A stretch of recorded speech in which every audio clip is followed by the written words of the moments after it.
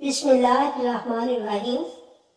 حضرت عبداللہ بن عباس رضی اللہ تعالیٰ عنہ سے روایت ہے کہ ملک شام میں ایک یہودی رہتا تھا۔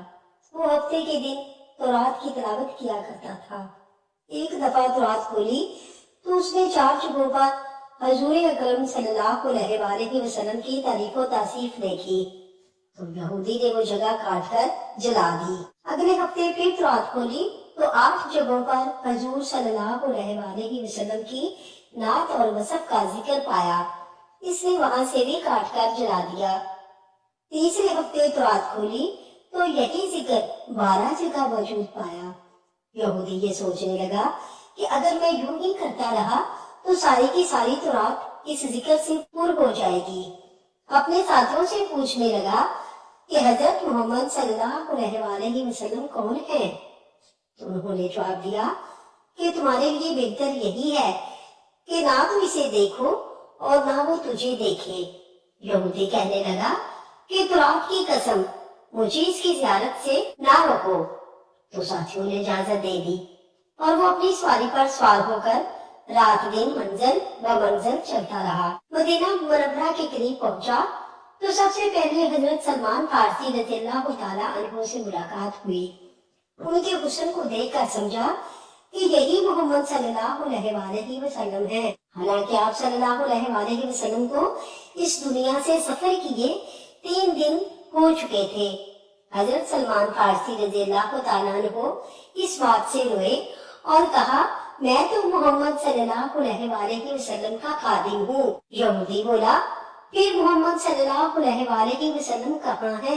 اب سلمان فارسی رضی اللہ تعالیٰ عنہ سوچنے لگے کہ اگر وصال کی خبر سناتا ہوں تو یہ واپس ہو جائے گا، اگر یہ کہہ دوں کہ موجود ہے تو جھوٹ ہوگا۔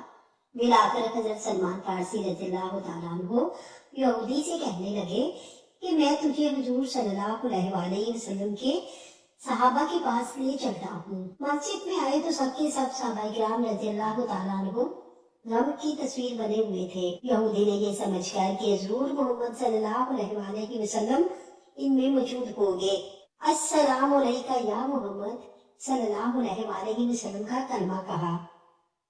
صحابہ رضی اللہ تعالیٰ عنہ نے یہ سنا تو تمام صحابہ کرام میں ایک احرام مچ گیا اور سب آہو بکا کرنے لگے۔ حضرت علی رضی اللہ تعالیٰ عنہ بھی وہاں تشریف فرما تھے۔ آپ رضی اللہ تعالیٰ عنہ اس سے مخاطب ہو کر فرمانے لگے اے حضور صلی اللہ علیہ وآلہ وسلم کے بارے میں پوچھنے والے، تجھے آپ صلی اللہ علیہ وآلہ وسلم سے کیا کام ہے؟ اس نے کہا میں یہودی عالموں میں سے ہوں اور 80 سال سے تورات کا مطالعہ کر رہا ہوں۔ اس میں اللہ تعالیٰ نے بہت سے مقامات پر اپنے نبی محمد صلی اللہ علیہ وآلہ وسلم کا ذکر بڑی تفصیل سے کیا ہے اور میں اسی ذکر سے متاثر ہو کر آیا ہوں۔ اس نے مزید سلسلہ کلام جاری رکھتے ہوئے کہا اور اب میں آپ صلی اللہ علیہ وسلم کے ہاتھ پر بیعت کرنے حاضر ہوا ہوں۔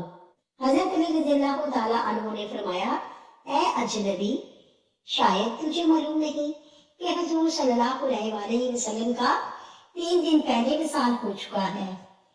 یہ سن کر وہ یہودی چیخنے لگا کہ ہائے میرا غم، ہائے میرے سفر کی ناکامی، اے کاش میری ماں مجھے نہ جانتی اور جان ہی دیا تو کاش میں تورات نہ پڑھتا، اور وہ بھی پڑھی تھی تو کاش آپ صلی اللہ علیہ وآلہ وسلم کی تعریف و توصیف پر نظر نہ پڑتی، اور اگر یہ بھی ہو گیا تو مجھے آپ صلی اللہ علیہ وآلہ وسلم کی زیارت نصیب ہو جاتی۔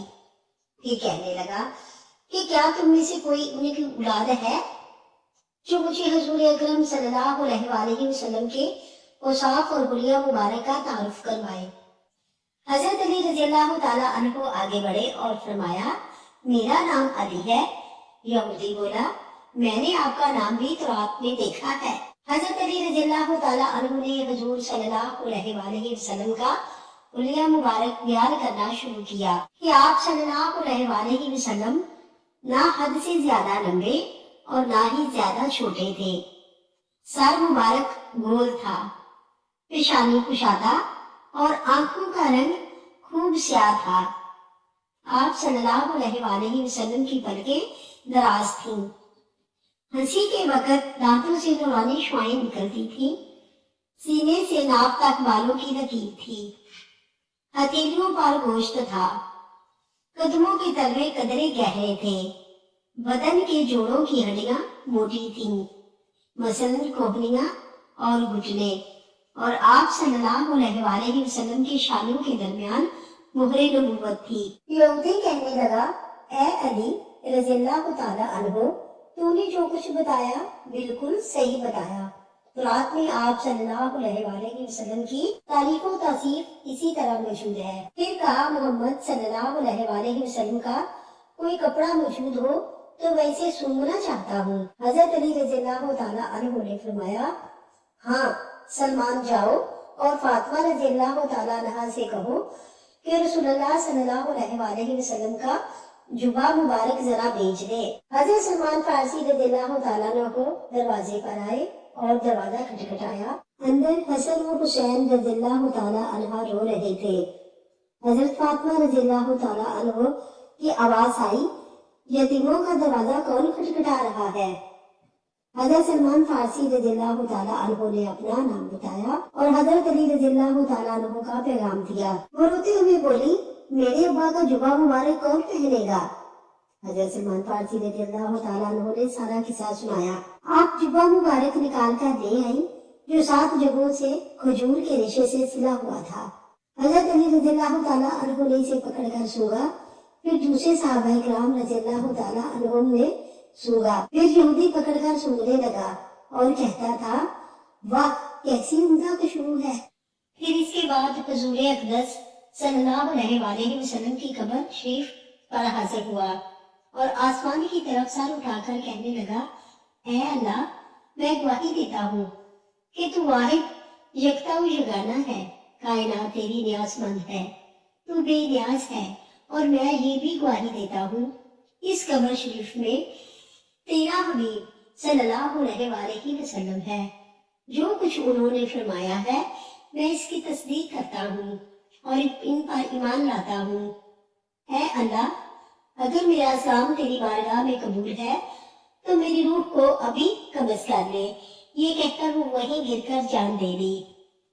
हजरत अली रज़ियल्लाहु ताला अन्हु ने इसे गुस्ल दिया और जन्नतुल बकी में दफन कर दिया। हजरत अब्दुल्ला बिन ज़ैद रज़ियल्लाहु ताला अन्हु के बारे में मनकूल है कि जब इन्हें इनके बेटे ने हुजूर सल्लल्लाहु अलैहि वसल्लम के विसाल मुबारक की खबर दी, वो इस वक्त अपने खेतों में काम कर रहे थे।